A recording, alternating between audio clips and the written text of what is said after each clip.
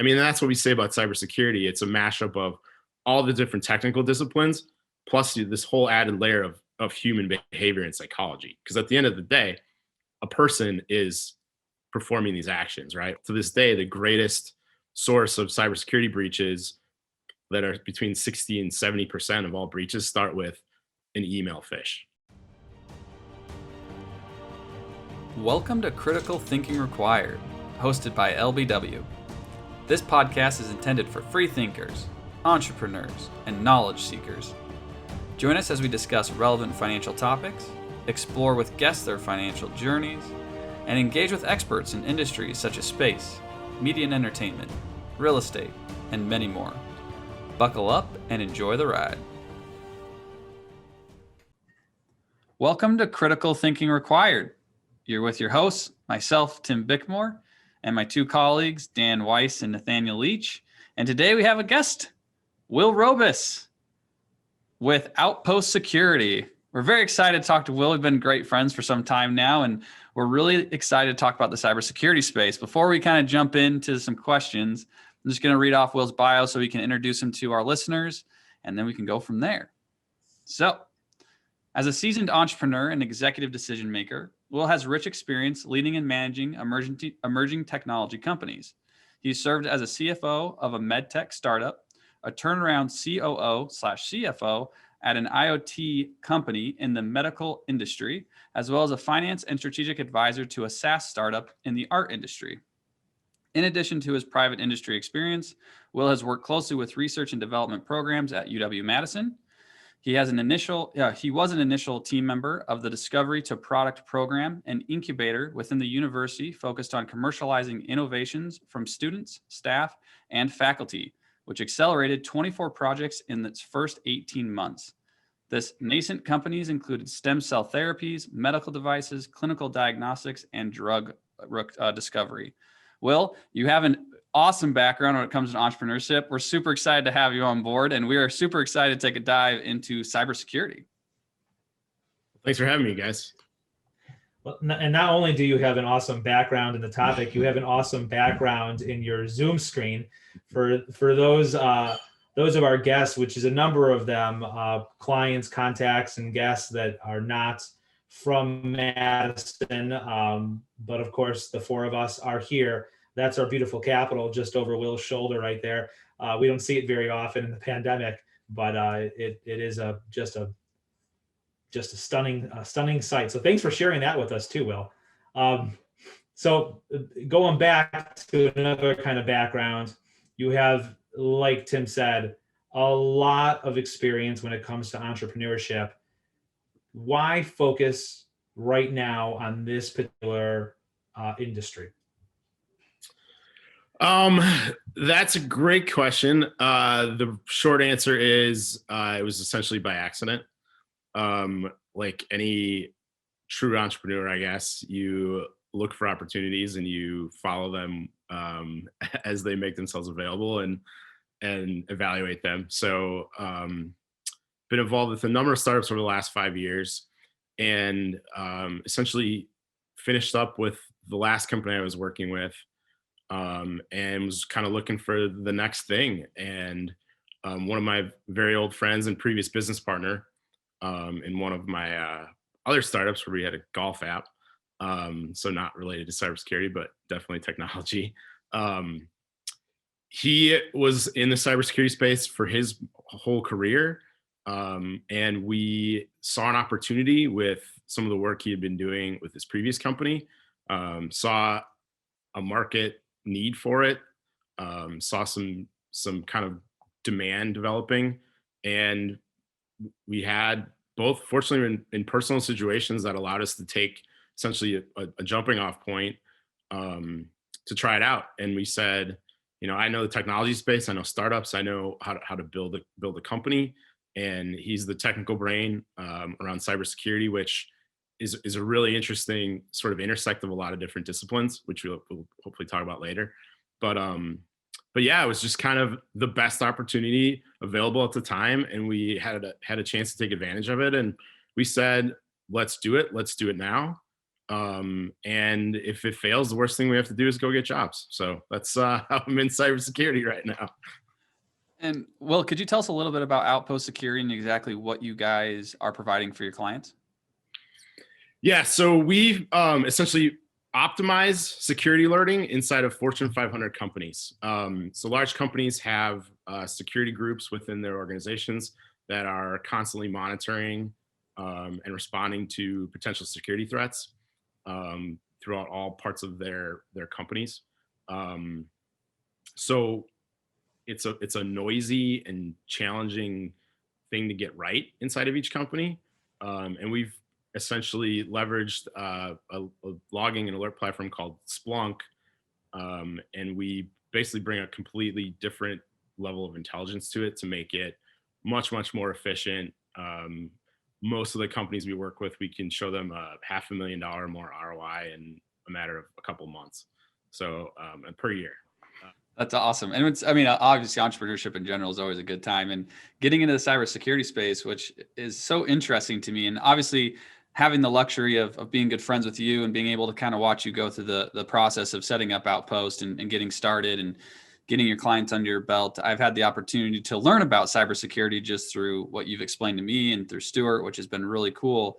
And which fascinates me about it, and we've talked about this, Will, offline, is that a lot of our clients or the general public have been talking about certain industries. Those industries revolve around cryptocurrency, marijuana, electric vehicles or EVs has been the new big one. But like listening to you talk about the cybersecurity space and how it's almost like the wild, wild west, how you feel like there's a breakdown within the model and the investment structure within cybersecurity. No one talks about it, or at least not from a general public perspective. So what I'm curious and what I want to ask is like, can you just give us a broad picture of the cybersecurity space and what that looks like? Yeah, so I mean, there's kind of there's two worlds that are embedded in almost every company, and the first side of it is sort of the public-facing security concerns, right? So this is so Europe passed this GDPR laws and regulations for privacy and transparency. California, I think, is working or about to pass kind of something similar. So this is protecting consumer data, credit cards, personal information, and healthcare. It's the PHI information, as well as this is the stuff you read about in the news with the breaches, right? So like the Target breach was probably the most famous from probably like 8-10 years ago and almost now. And that's what the public sees. The public sees when their information is compromised, or they get an email saying, hey, somebody got your password, so you have to reset it, or things like that, right? So that's the everyday kind of consumer interaction. But on the business side of things, companies have a lot more data and a lot more infrastructure that they have to protect just to maintain kind of business operations, as well as protect it from bad guys, either people trying to break in, or a lot of times it's employees that might be trying to take information out, or just kind of making some mistakes that open them up to getting hacked in by nefarious actors. So, and that whole cybersecurity infrastructure piece that every company has to deal with is really complicated.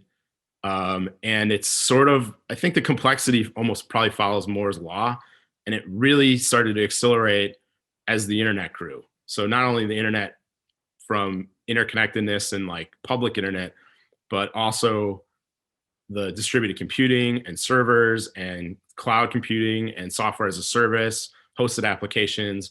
I mean, all of the new software companies, all the new software products, all of the efficiencies that are out there by implementing technology on all the facets of business essentially adds a layer of complexity to security and maintaining security inside of a company and organization.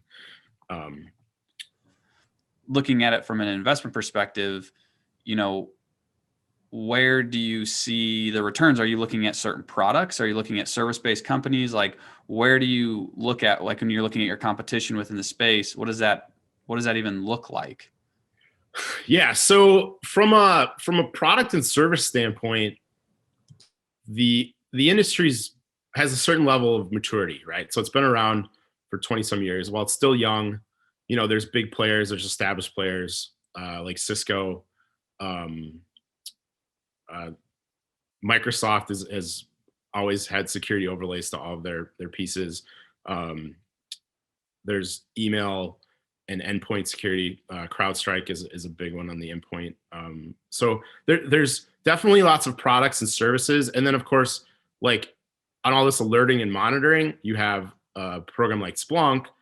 But as alerts get generated, there's services that can come into these companies and essentially help review the alerts. And then, of course, the software and logic layers that go on top of that. So there's a lot of products, complementary services, and the big players are involved, and there's a lot of good technology around it. The problem we're seeing is everything is kind of siloed, or has a tendency to be siloed, and that's due to how the products are developed, how they raise capital to go to the market, how the technologies stack up. I mean, firewall and network technologies is a lot different than application and data technologies, right? There's almost two different sides of the technical coin. So to have split brains, I mean, that's what we say about cybersecurity. It's a mashup of all the different technical disciplines, plus this whole added layer of human behavior and psychology. Because at the end of the day, a person is performing these actions, right? Or a person programs a computer or a bot to perform these actions. So, and still to this day, the greatest source of cybersecurity breaches, that are between 60 and 70% of all breaches, start with an email phish, right? So somebody clicking on one of those links and compromising their credentials, right? So, how this stuff happens is not a mystery, but as the speed of data increases, the speed of communication increases, the volume, the landscape of environments. I mean, work from home is a big thing, and we were going there anyway. But that just essentially increases what we call the attack surface. So, like, what's the total landscape of all of our users and our machines, and then how they interface with all the different internal and external systems. So, it's incredibly complicated, and the problems are getting to the point where we need to start integrating things better. We have all these tools, we have all this information, we get it almost instantaneously, but we're getting too much of it, and it's not all in the same place. So we're spending more and more money on security. The technology is impressive. Some people debate whether it's good enough or not, but we're still losing ground. We're losing ground against the attackers. Breaches are still happening. They're happening in massive ways, and it's almost like we're losing ground, right? We call it the Red Queen problem from Alice in Wonderland. Like, you're running as fast as you can, but at best you're staying in the same place. So that's the kind of problems that the industry is facing, and they're not slowing down. That's the acceleration piece of it. Because I mean, it sounds like if we are moving our IP onto the cloud, and I've heard this from other countries, right? People coming in and stealing IP from the United States, or the United States stealing IP from somewhere else, wherever it may be. The incentive to get into a system and to get to that data is becoming more and more extreme, which means you have more attackers because it's more profitable. So what's the incentive of companies like yourself, right? Obviously to get client base, but how do you create an incentive to get the integration to make it work more effective? Well, that's a good question. I mean, that's what we're trying to solve in our sales process and our sales and marketing as we build up the company. But I mean, that it's sort of you sort of answered the question with the question, and that is, we have to figure out how to align those incentives. And essentially, so in cybersecurity right now, this is where the conversation going, right? Like, before, it was all about, what's the tech stack? Are we hardened enough? Do we have the right products and services in place? But now it's actually evolving to, cybersecurity is about your risk profile. So, and risk is sort of the business language of cybersecurity, in that, what are our exposures? What is our current state of things? And how do we prioritize which risks are most important to us? And then how do we try to mitigate those risks? And in the cybersecurity world, it's the classic people, process, and technology. right? So we think we've got a pretty compelling solution that leverages all of their existing infrastructure and data, as well as kind of makes their people better and puts in some sort of best practices from a process standpoint. So, and the payoff is measured from a business and ROI standpoint of, are we actually making our security posture better? Are we being more secure? And what we like to focus on is even that next step is, how do we sure we're building a program that maintains that maturity, that has that resiliency and that durability. We're big fans of Nassim Taleb in the Anti-Fragile book. And, that's really what we're trying to build at Outpost is, how do we create a system in cybersecurity inside of a company that is essentially anti-fragile? And there's a whole set of cybersecurity tools and services that are designed to test these cybersecurity systems and companies to either make sure that they're resilient enough or find holes. I mean, this whole like ethical hacking / like penetration testing, right? Or it's we call it red teaming, but it's hiring someone to try to break in to your systems to expose the flaws. So, but what we like to do is take that a step further and give some visibility to those activities, so you can build up your system to say, okay, we saw that and they got this far, but we blocked them from going any further.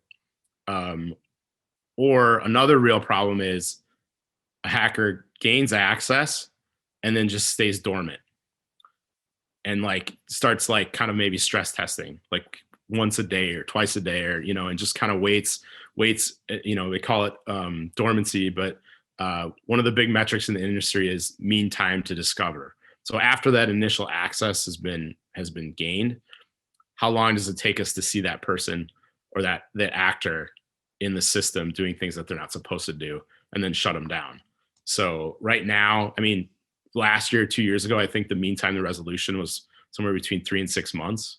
I think last year it finally came down to like 62 days, which is still terrible. Like, it's terrible. So, but it makes sense when you think about all this. I mean, we're looking at terabytes of data a day, of log data, which is really simple text. Every time you click a button or fire up a program, that gets recorded and it runs through these search engine logic. And trying to find the good from the bad is extremely difficult. So they're not simple problems. They're not easy problems. And again, they just get more complex every day. So with all of that being said then, Will, can you maybe walk us through an example of where Outpost Security fits into a client's, a company's tech stack? Yeah. So kind of the fundamental we're working off of is, in cybersecurity, like in other things, it's really about making the best decisions as quickly as possible. That's your advantage in trying to deal with cyber attack or even cyber risk or risk in general. So what we do is, so a company already has a security team. They already have their log information flowing into what's called a SIEM. It's an acronym, SIEM, which is Security Incident and Event Management. It's like a ticketing / CRM for security, potential security issues or breaches or problems, right? So what we do is sort of reorganize all the logic that generates these alerts that a person has to look at and respond to. Okay.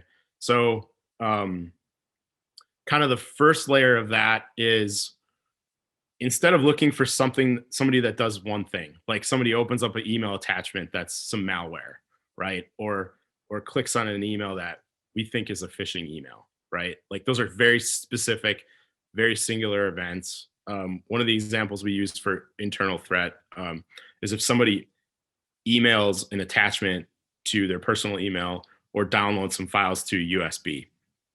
Happens all the time, very, very singular. It's difficult to look at it and say, okay, is this potentially bad or is this potentially good? So the approach that we take is we look at all those individual events and we apply a score to them to say, all right, this is could be bad, but it's pretty typical. So let's put a low score on it versus some event that's like, hey, this is really bad and it doesn't happen often. So we're going to put a higher score on that. And so what we do is we stitch all of those events together with those scores to try to distill out behaviors. So we basically organize them around people and systems. Okay. So you have all these events. Instead of looking at them individually, we've automatically triaged them to say this might be bad, better, worse, not as bad. And then we look at them together in a context to say, what type of behavior could this be indicating? Okay. So because of the scoring, the bigger anomalies or the riskier anomalies, if you will, those bubble to the top. So in an 8-hour period, if somebody's taking on some risky or anomalous behavior, that gets triggered to be looked at by an analyst. Okay. Some of the analysts are services, some of them are internal to the company. And that's the critical point of cybersecurity, what we call incident response, alerting and response, where the analyst has to decide, is this a benign behavior? Is this just business as usual? Or is this malicious and somebody either intentionally or unintentionally causing damage or about to cause damage inside of the system? So again, it could be malware, it could be a virus, it could be taking data out where they're not supposed to. Or even law. I mean, one of our sort of more simpler detections is this user just logged in from Madison, Wisconsin, and then 30 seconds later they logged in from China, right? It's impossible, right? You can't. So that's a big red flag anomaly, right? And we're constantly kind of running these detections and searches to kind of look for those things. So that, in a nutshell, is what we do. So we kind of reorganize the logic behind how the alerts are triggered, and then when the alert is triggered, we have all of that context based on all of those anomalous events or even benign events. So you can look at this user or this computer and say, all right, over the last 4 hours, here's all the things that happened that we think are interesting from a risk perspective, from a cybersecurity perspective. And that gives the analyst a lot more information to say, okay, I think this is bad. And that decision right there triggers all kinds of different paths, right? So depending on the incident, they have playbooks that they respond to it. If it's a virus, they isolate the machine and like restage it and get rid of the virus and all, so all of your actual like mitigation things, but it's all precipitated on getting that alert, reviewing that alert, and making a decision about what this means. That's how we fit in. Does that kind of cover the landscape? Yeah. So what I'm hearing is that you're basically taking all of this huge amount of data that's created every day in these corporate systems, in these different silos, as you say, and then you're aggregating all of those alerts into one place. You're then you've already created then like a contextual framework to filter these alerts through, and then this is where that human element comes into play. You then have that security team. You've taught that security team how to then analyze these alerts as they are filtering through, and then make that action. Would determine then whether to make that action or not, to then ramp up the threat level if something does occur.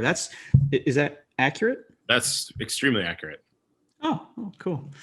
Well, that's really cool. So taking that one step further, how does your system work then for work from home? Is it still doable because people would be doing like remote login from their home into work, or a VPN? I'm not quite sure on that.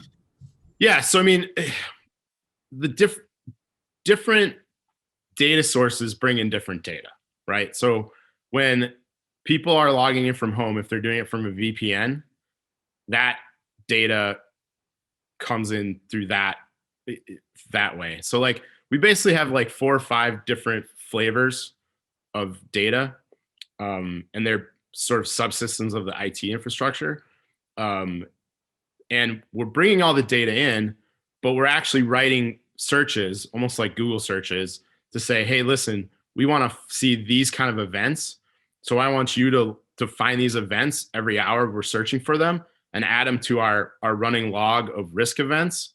And then we're going to write rules and aggregators based on all of those events together. So like if a data source changes or threat landscape changes or business rules change, we can go into those searches, we call them detections, go into the detection and say, all right, am I looking for everything I need to see? Or did some infrastructure thing change where I have to change my detection? Or maybe I have to write a new one because there's a new sort of business case or a new reality. And that framework that we put in to do all of this is adaptable. World. Like cybersecurity is a complex world that's very technical. It's very big data driven, obviously. So does your company run into, the executive level individuals that don't necessarily understand their current systems, their current products, the current way that it works because they don't have the technical knowledge to really get it? And then if I'm not getting hacked, why would I want to spend money on a cybersecurity system because I'm not being hacked? So I'm going to start cutting it. Like, do you start seeing that kind of roadblock on the executive level? So there's a regulatory side, which is all over the place. There's sort of the strategy and vision side, which is, how do we know? I mean, how do we know where we're going and how we're building what we're building? And then there's kind of this third piece, which is this whole visibility thing. And that is, it's actually difficult to try to figure out how effective these cybersecurity tools are. Everybody claims that they're on the cutting edge and they have their own black box detections and like preventative measures and stuff. But sometimes you just don't know, right? And you don't know until it's too late. And you're like, okay, well, this vendor's fault or this service didn't do their job, and you fire them, but you still got popped, right? So you've got the damage control and the losses to deal with. And then, as you mentioned, the flip side is also a problem when you're trying to prove a negative, right? Like if you have a strong program and you're not getting compromised, well, somebody's going to look at the budget next year and say, why are we spending all this money on cybersecurity? We don't have a problem, right? Or we've got this figured out, so let's start spending less money, right? So it's up to the people, and then there's this, what we deal with the most and what we've been focused on from like a communication and marketing standpoint is we have this chasm to cross, right, between the executive leadership who are in charge of making strategy decisions and infrastructure decisions that fall all the way down to the people doing the daily operations. And then we have the daily operations people who are in the trenches and have all of these bleeding problems. I mean, talent and turnover is a huge problem for people operating these security organizations inside of companies, but also in these service providers. And nobody, the technical people have some ideas about how to fix it, but and a lot of them can't even speak the language of the CISOs and the C-suite VPs. So, I mean, just trying to get them to use the same language. We literally wrote down as one of our 4 or 5 strategic priorities a year and a half ago, right? So like, this is our job, is to get everybody to talk about the same thing. And that goes back to the whole aligning incentives, right? We want to get everybody on the same page so that we can be a part of your team and everybody can work together to make each company more and more secure and continually secured, right? So, I mean, these are fundamental, like, change management and change process problems, right? So cybersecurity is no different. And the more complex it is, the more challenging they are. So, which is fascinating because it's so important, right? I mean, because if you have one hack, it's like insurance, right? It's like, why do I have to pay that premium? Well, it's when you have that catastrophic event, and then you're paying for it, right? And so it's an interesting concept. So I'm gonna flip this on its side a little bit, take a left turn on the conversation. And you talked about anti-fragile, right? Making sure how do you not break? And my question revolves around the idea of, cybersecurity not necessarily breaking, but becoming less of a need in the sense that technology will outpace the need maybe to have cybersecurity. And what I'm talking about specifically with this question goes in the thoughts of quantum internet and quantum chips. So based off my understanding, right, if you have the quantum internet, you can send qubits across using quantum mechanics. So the information is essentially transferred. That is, from what I heard, and I'm not an expert, that it's almost or virtually unhackable. Do you feel like there are technologies like that that will come up to limit the need for cybersecurity in the way that we actually transfer data? So, I mean, we have encryption is the number one way to secure data in transit, right? Mm-hmm. So, and, blockchain essentially is an encryption sort of methodology algorithm kind of thing, right? So like the transit and that's just one way to steal something, okay? And like I said, right now, 60 to 80% of breaches come from somebody getting their password phished, right? Their credentials are given away in error. So, I mean, okay, so that's a huge piece of security. And are the people going to go away? I mean, you can help them, but again, like it's business and it's business risk. So if you make it absolutely secure, then you might have a cost of efficiency, right? So you can't inhibit business to the point where it's so secure that you can't do business, right? That's the only way to be secure. It's just not to transact. So that's not feasible. So, so the people are always going to be a big thing. I mean, in these hacker spaces, in these cybersecurity conferences, they have social engineering seminars and books, and I mean, so I don't know if I'm not going to bring up the show because it's bad, but social engineering is a real part of cybersecurity and of hacking, right? Because the people is the most vulnerable piece. And then the second piece is you still have systems interacting, right? I mean, and as long as people are designing systems and APIs and all these computer to computer transactions and application to application, server to server, whatever, I mean, those aren't going to be perfect, right? And those computers need to talk freely and exchange data and information. And you can't encrypt everything because that would take too much time and energy, right? So you're always, as long as you have transactions, you're going to have risk, even if it's all encrypted or in the quantum internet, right? At least that's where my brain's at on that. So you kind of got to look at all of the nodes and all of the connections in order to to make it quote unquote safe. We've read about the changing face of the internet and talks revolving around that subject matter. What does cybersecurity look like in an environment of decentralization? I mean, it probably changes our approaches and our strategies. So one of the big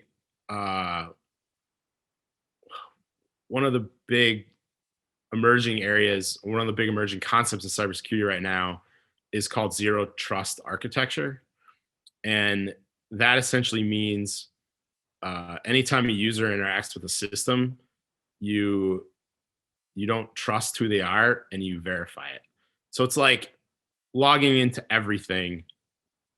Like it's going, it's like what you do now in a web browser, right? You log into every single portal, every single email. I mean, your browser might remember it, but it's almost like your browser doesn't trust you and you'd have to log into your browser every time and stuff like that. So it's this whole, like, the more distributed systems are, the more gates that we have to go through from a security checkpoint, where you don't just get access to the system and then you can kind of do a lot of different things, right? So, and it depends on how you define a system. And the whole zero trust thing is trying to basically, like, it's sort of, let's take a look at our perimeters again and maybe draw more perimeters, especially around some of the more sensitive data and stuff like that. So, so the approach might change and kind of the strategy around it, but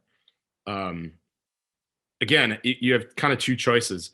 We can prevent stuff from happening and make sure everything's secure so that people can't do bad things, or the people that we don't want access, or even the people that do have access can't do things accidentally, or we can do our best at securing it and then pay attention to when mistakes happen or when we see people try to break in or things like that, right? So it's like, you want to play defense, we're going to play a mix of a little defense and offense, or at least like response and mitigation. So which one's sort of more feasible from a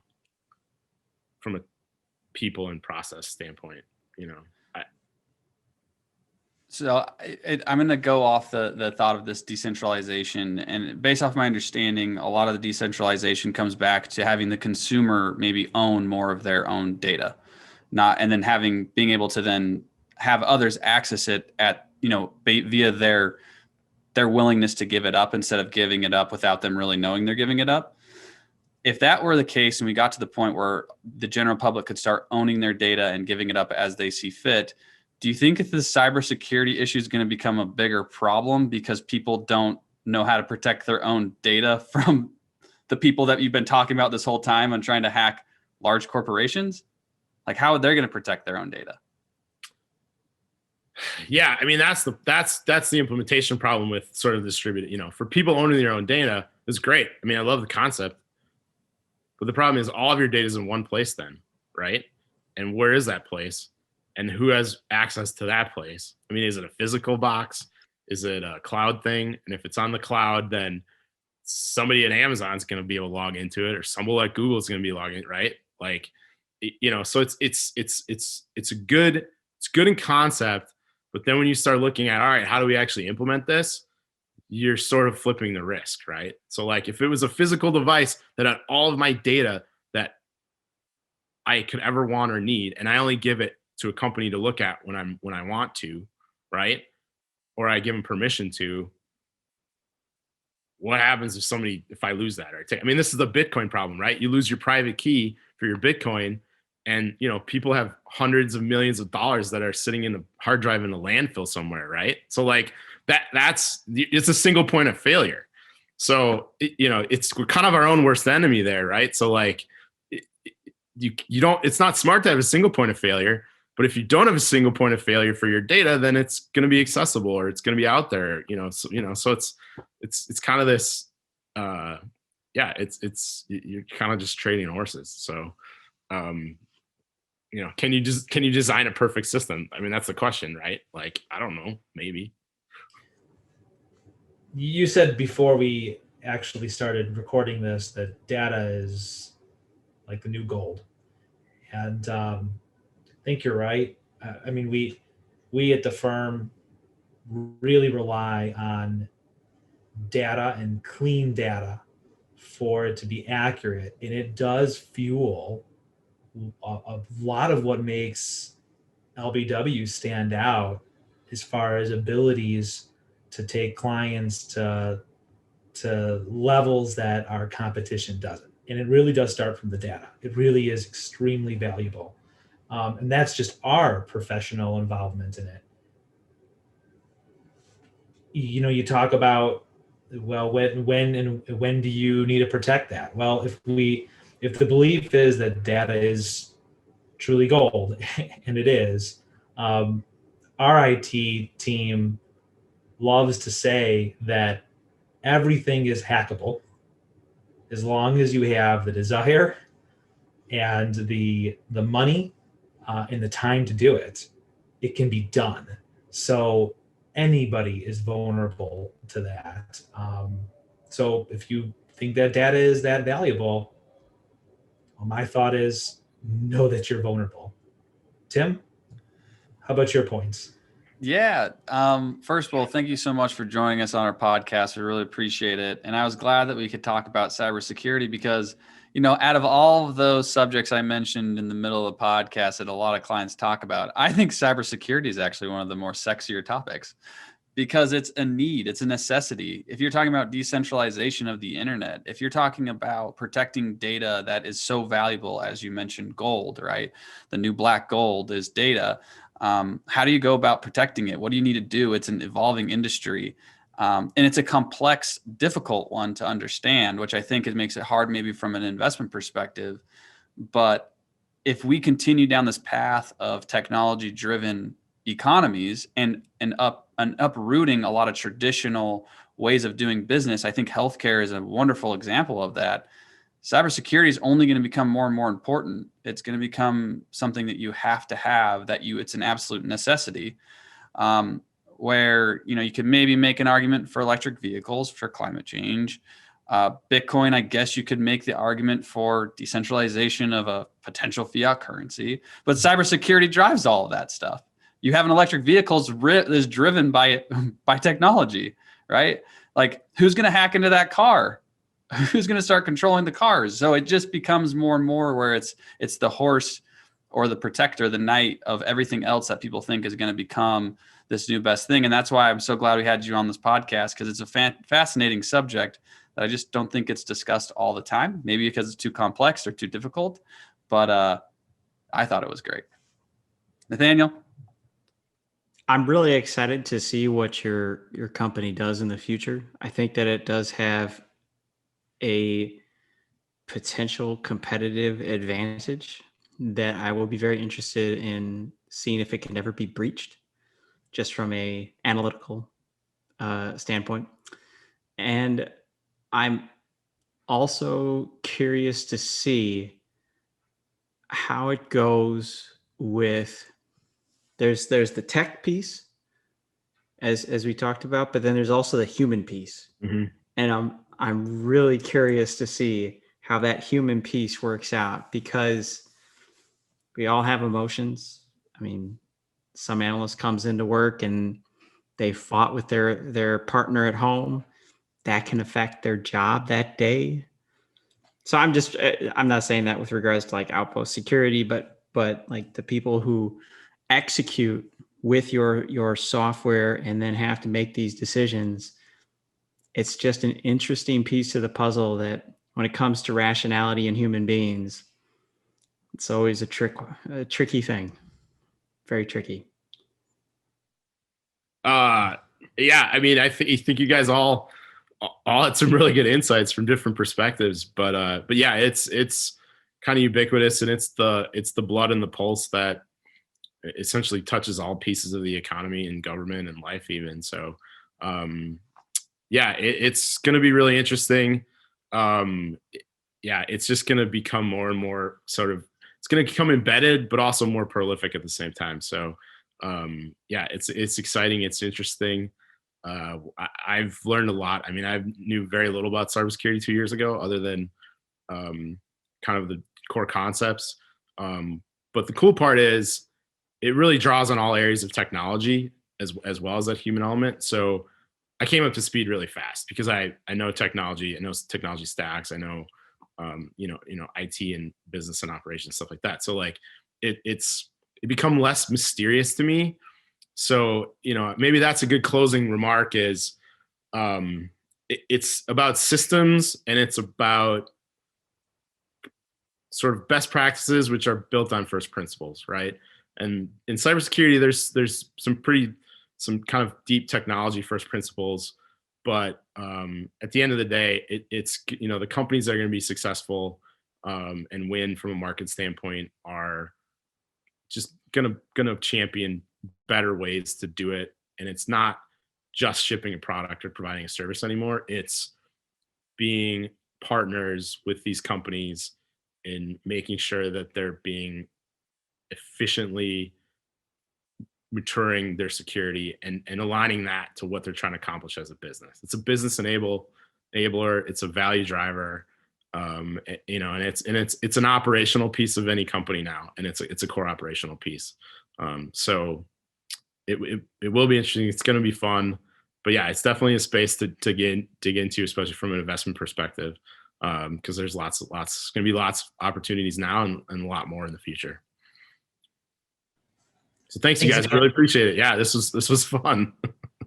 Well, it's our pleasure to have you on here, Will. Thank you for sharing all these insights. We don't get to see you as often as maybe we once did, so it's good to see you here, and thanks for providing that lovely view as well. And thank you to our audience for deciding to think critically with us tonight. We appreciate that. Have a great night.